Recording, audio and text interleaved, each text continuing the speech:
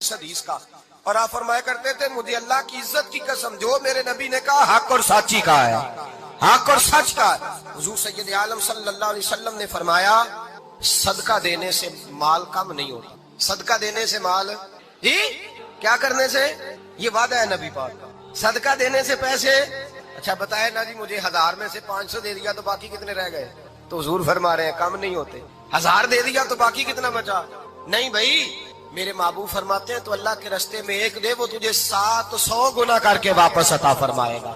نبی پاک نے فرمایا صدقہ دینے سے مال کم نہیں ہوتا، اور فرمایا معذرت کرنے سے عزت میں کمی نہیں آتی، معذرت کرنے سے عزت میں کمی، اللہ اکبر، معذرت کرنے سے عزت میں کمی، اور حد کر دی میرے حبیب نے، فرمایا تو رب کی رضا کے لیے عاجزی کر، تیرے نبی کا وعدہ ہے اللہ تجھے عزت عطا فرما دے گا، تو جھک جا اللہ کی رضا، عاجزی اختیار کر، سادگی اختیار کر، سادگی عاجزی کر، تجھے اللہ ایک دو باتیں اس میں ارشاد، ایک معذرت کر غلطی ہو جائے، اور دوسرا پہلے عاجزی کی بات سنے۔ حضرت عمر بن عبدالعزیز بادشاہ تھے، سوئے ہوئے تھے، غلام بھی پاس آرام کر رہا تھا، مہمان بھی آئے تھے، غلام کی ڈیوٹی تھی ہر وقت حضرت کے پاس رہنا، اب سوئے ہوئے دیر ہو گئی، غلام بیچارہ تھوڑا تھوڑا اونگ آتے آتے سو گیا، حضرت چراغ روشن تھا کچھ لکھ رہے تھے، مہمان بیٹھا تھا خادم سو گیا، اب چراغ نہ آہستہ آہستہ گل ہو گیا، بجھ گیا، حضرت اٹھے، بوڑھے آدمی تھے چراغ صحیح کرنے، مہمان کہنے لگے حضور میں نہ کر دوں،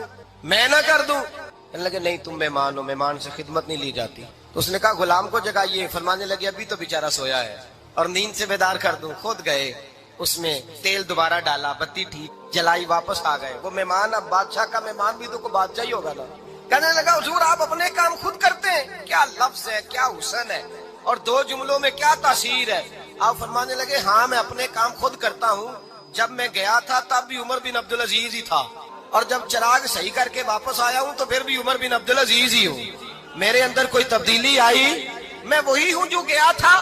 حضرت سیدنا فاروق اعظم رضی اللہ تعالیٰ عنہ فرماتے میں بیٹھا تھا، اور ابھی 3 دن ہوئے تھے نبی پاک صلی اللہ علیہ وسلم کے وصال ظاہری کو، میں بیٹھا ہوا تھا، 2-3 بچیاں آ گئی، اور حضرت ابوبکر صدیق رضی اللہ تعالیٰ عنہ کے سامنے آ کے بیٹھ کے رونے لگی، جناب صدیق اکبر رضی اللہ تعالیٰ کا بچیوں روتی کیوں ہو، تو کہنے لگے آپ خلیفہ بن گئے ہیں، جب سے ہمارے ابا کا انتقال ہوا تھا ہمارا ذریعہ معاش یہ تھا کہ ہم نے بکریاں رکھی ہوئی، آپ روز آتے تھے بکریوں کا دودھ دھوتے تھے، ہم پی بھی لیتی تھی بیچ کے گزارا بھی کر لیتی، اب آپ تو خلیفہ بن گئے کون آیا کرے گا، تو حضرت ابوبکر صدیق فرمانے لگے تمہیں پتہ ہے جو خلیفہ ہوتا ہے وہ تو خادم ہوتا ہے قوم کا، میں آیا کروں گا۔ حضرت ابوبکر صدیق روزانہ اٹھتے عصر کے بعد اور جاتے، خلیفہ ہونے کے باوجود ان بچیوں کی بکریوں کو پکڑتے، دودھ دھوتے، ان کے گھر میں دے کے آتے، حضرت فاروق اعظم جب بھی دیکھتے تو کہتے ابوبکر تو پیچھے آنے والوں کے لیے راستہ بڑا مشکل کر رہا ہے، بڑا مشکل کر رہا ہے، جگر راہ وفا میں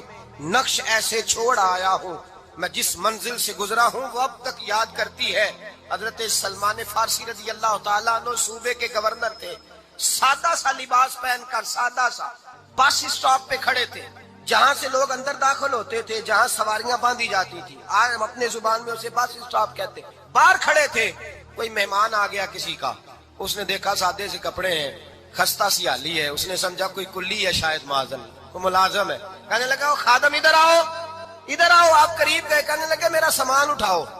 امام غزالی فرماتے ہیں جب تو علم پڑھنے بیٹھتا ہے تو یہ بھی خیال کرنا تیرے اندر تکبر کا بوٹا نہ لگ جائے، عاجزی اختیار کرنا، عاجزی، سر پہ رکھا ہوا ہے سامان، حضرت سلمان فارسی نے گورنر صاحب نے اس آدمی کا مہمان کا سر پہ سامان رکھا اور جا رہے سنو اور غور کرو، جب جا رہے تھے جو آدمی بھی ملتا گورنر صاحب ہمیں دے دے، مہمان پریشان ہو گئے، کہنے لگے حضور آپ گورنر ہے، فرمانے لگے نہیں یہ تو میرا دنیا داری کا نام ہے جو ان لوگوں نے رکھا ہوا ہے، اصل میرا نام وہی ہے جو تو نے لے کے پکارا ہے، اصل نام وہی ہے، تو نے کہا غلام ادھر آ، آپ فرمانے لگے پہلے میں ایک یہودی کا غلام تھا، پھر رب تعالیٰ نے فضل کیا تو میں محمد عربی کا غلام ہو گیا، رسول اللہ کا غلام ہو، اور جب میں نبی پاک کا غلام ہوا ہوں تو اس سارے صوبے کا امام ہو گیا ہوں، تو اصل تو میں غلام ہی ہوا نا۔ دوسرا میرے نبی پاک صلی اللہ علیہ وسلم نے ایک تو عاجزی سے عزت ملتی ہے، تکبر سے عزت، وہ جو بندہ جھجکتا ہے نا تیرے نیڑے جانے سے، تو کہتا ہے میری بڑی عزت کرتا ہے، وہ عزت نہیں کرتا،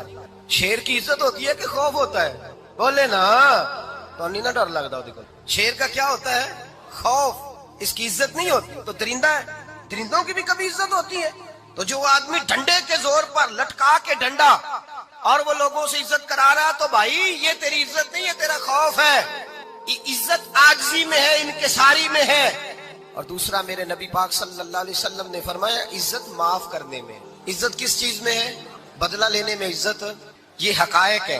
عزت بدلہ لینے، جس نے ایک تھپڑ کے جواب میں 2 مارے وہ باعزت نہیں، بلکہ مسند امام محمد بن حنبل پڑھی. حضرت موسیٰ علیہ السلام کوہ طور پہ کھڑے، میرے رسول پاک علیہ السلام فرماتے ہیں جناب موسیٰ علیہ السلام نے اللہ کی بارگاہ میں عرض کیا، اے اللہ ساری دنیا کہتی ہے ہم عزت والے ہیں، ہم عزت والے، من اعز عبادک یا اللہ، اے اللہ تو بتا تیرے بندوں میں عزت والا کون ہے؟ تو حضرت موسیٰ کہتے ہیں رب کریم نے فرمایا اذا قادر غفارا، جس کے پاس بدلہ لینے کی طاقت ہو پھر بھی معاف کر دے وہ بڑی عزت والا ہوا کرتا ہے. جو اینٹ کے جواب میں پتھر مار سکتا ہو، جو گولی کے جواب کے اندر 15 گولیاں مار سکتا ہو لیکن معاف کر دے وہ بڑی عزت والا ہے. عزت والا ہے جو معاف کرے. حضرت فخر جہاں دہلوی بہت بڑے درویش تھے، سلسلہ عالیہ چشتیہ کا بہت بڑا نام، اور اس صوفی کے آپ حالات پڑھیں تو رب کریم نے بڑا ہی نوازا ہوا. دلی کی جامع مسجد کے خطیب، اور ان کی کرامت یہ تھی کہ جو آدمی آ کے سامنے کھڑا ہوتا تھا نا اسے بتانا نہیں پڑتا تھا کہ میرے دل میں کیا ہے. صدق اللہ العظیم و صدق رسولہ النبی الکریم الامین ونحن علی ذلک لمن الشاہدین والشاکرین والحمد للہ رب العالمین. ان اللہ وملائکتہ یصلون علی النبی یا ایہا الذین آمنوا صلوا علیہ وسلموا تسلیما. الصلاۃ والسلام علیک یا سیدی یا رسول اللہ وعلی آلک واصحابک یا سیدی یا حبیب اللہ.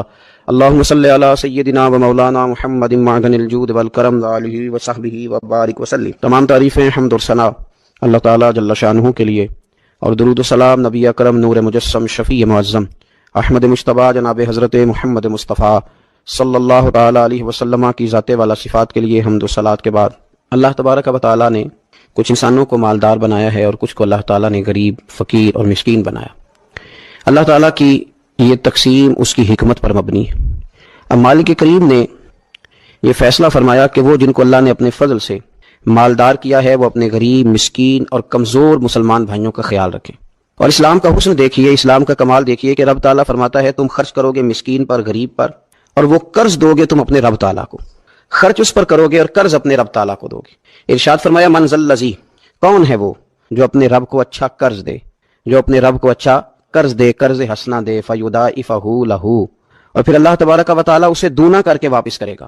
اللہ اس کے لیے وہ قرض جب واپس کرے گا تو رب دونا دے گا، ڈبل عطا فرمائے گا. اور وَلَهُ أَجْرٌ کریم، اور ان کے لیے جو ثواب ہے وہ عزت والا ہے. صدر الفاضل سید نعیم الدین صاحب مراد آبادی رحمۃ اللہ علیہ فرماتے ہیں کہ یہ دیکھو کریم کا کرم کہ خود اپنے بندے کو مال عطا فرما رہا ہے، پھر خود ہی فرما رہا ہے کہ تم مجھے قرض دے.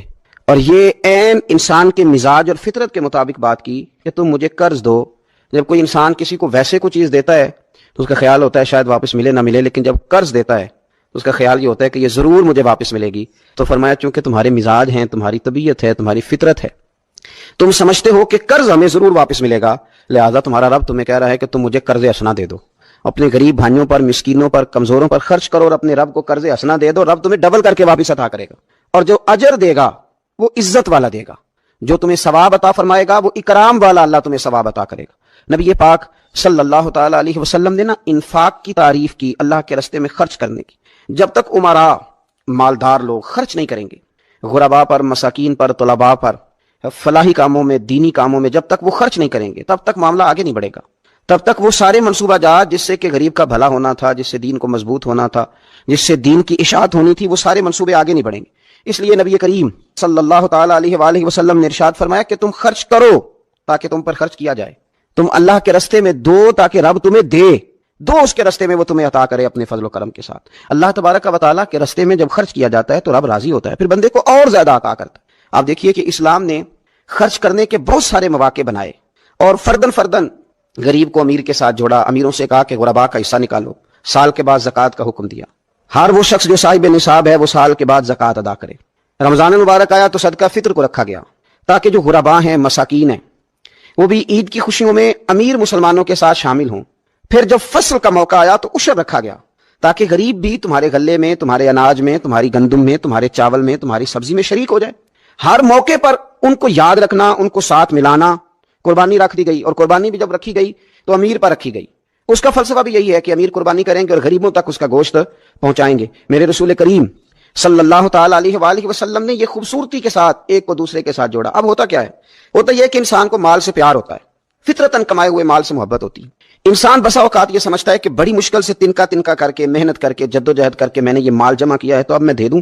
ایک لمبا عرصہ تک میں نے پردیس کاٹا، مشکلات برداشت کی، اور میں نے کئی راتوں کے رت جگہ اس کام کے نام کی، اور آج اگر مالی طور پر میں مضبوط ہوا ہوں تو کیا میں یہ مال دے دوں؟ تو دیکھیے، اسلام ایک روحانی مذہب ہے، اس کی تعلیمات آفاقی ہیں. یہ ہمیں بتلاتا ہے کہ صرف فیصلہ وہ نہ کرو جو تمہاری آنکھوں سے نظر آ رہا ہے. کچھ چیزیں ایسی ہیں جو رب تمہیں اپنے فضل سے دے رہا ہے اور تمہاری ظاہری آنکھیں انہیں دیکھ نہیں رہی. نبی پاک صلی اللہ تعالی علیہ وسلم نے ارشاد فرمایا، یہ حدیث مبارکہ صحیح مسلم میں موجود ہے.